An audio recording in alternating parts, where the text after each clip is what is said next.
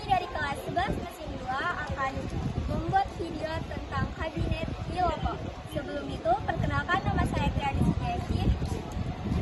Saya Muhammad Abdullah. Saya Kristianto. Saya Aldo Pramen Bunturuan. Saya Rafalan Dikatarigan. Saya David Petrus Sitio.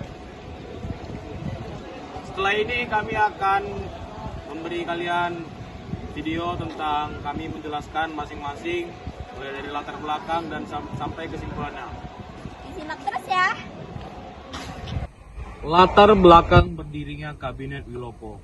Kabinet Wilopo dibentuk pada tanggal 3 April 1952 dalam masa demokrasi liberal, yaitu masa ketika sistem pemerintahan Indonesia masih bersifat parlementer.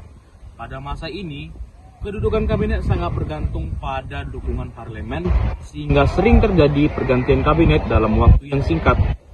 Kabinet Wilopo terbentuk setelah kabinet Suki Mansuiryo jatuh akibat perbedaan pendapat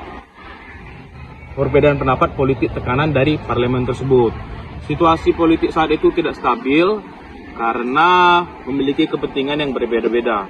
Oleh karena itu, diperlukan kabinet yang baru yang diharapkan bisa menstabilkan ekonomi negara yang sedang sulit dan bisa menjaga keamanan negara. Wilopo dari Partai Nasional Indonesia atau disebut PNI kemudian ditunjukkan untuk membentuk kabinet koalisi yang melibatkan beberapa partai agar mendapatkan dukungan mayoritas dari parlemen. Tokoh utama dalam Kabinet Wilopo adalah Wilopo dari PNI yang menjabat sebagai Perdana Menteri dan dikenal tegas serta berupaya menjalankan pemerintahan secara efisien. Kabinet ini terdiri dari para menteri dan berbagai partai seperti PNI dan Masyumi dalam bentuk koalisi, sehingga setiap kebijakan harus mempertimbangkan kepentingan berbagai pihak. Mempunyai program kerja yang penting, antara lain menyelenggarakan pemilihan umum atau pemilu, membentuk parlemen yang lebih efektif, melakukan memperbaiki ekonomi dan keuangan negara, serta melakukan penghematan anggaran serta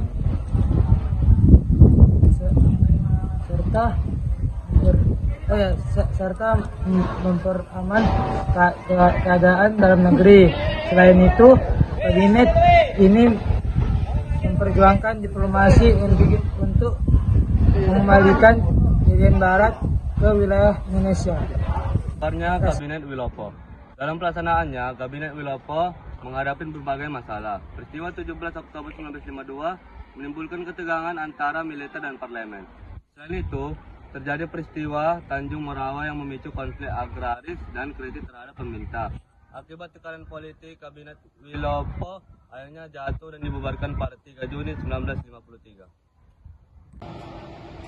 Kesimpulan dari Kabinet Wilopo. Kabinet Wilopo merupakan salah satu kabinet pada masa demokrasi liberal yang berusaha menstabilkan kondisi negara melalui program-programnya.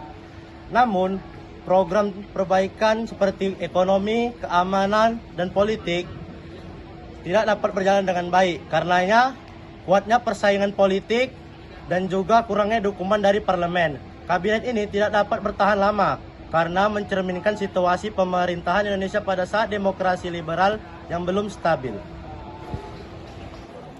Demikian penjelasan dari kami. Semoga